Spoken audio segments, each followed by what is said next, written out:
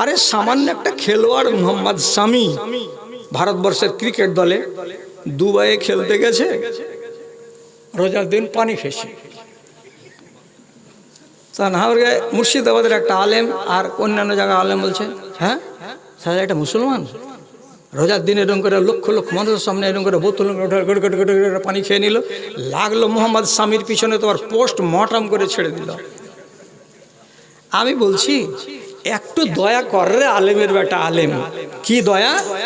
মুসাফিরের উপরে রোজা আছে, হ্যাঁ না বলেন না?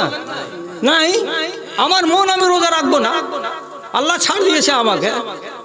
তো কলকাতা থেকে দুবাই 2500 কিলোমিটার রাস্তা, এটা সফর না সফর নয়? তো সফরের হালাতেও খেলতে নেমেছে, তো এমনি তো ছাড় পাই যে আমি রোজা রাখবো না। আর তার উপরে কোচের উপর থেকে ডাঁট আছে যে তোর গতি হতে হবে 96 কিলোমিটার বেগে, বল মারতে হবে আর দিয়ে নিউজিল্যান্ডকে উড়াতে হবে, ভারতকে টস আনতে হবে, সিল আনতে হবে, আর যদি দুর্বলতা দেখতে পাওয়া যায় তো দল থেকে আউট।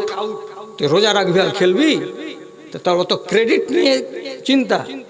তো একটু শরীয়তের ছাড় আছে যে আমি বিদেশি মুসাফির, আর তার উপরে ওর উপরে বল প্রয়োগ করা হয়েছে, সেই ক্ষেত্রের মানুষটাকে তো মাপ দিতে কেউ রাজি নয় ভারতবর্ষের আলেমেরা।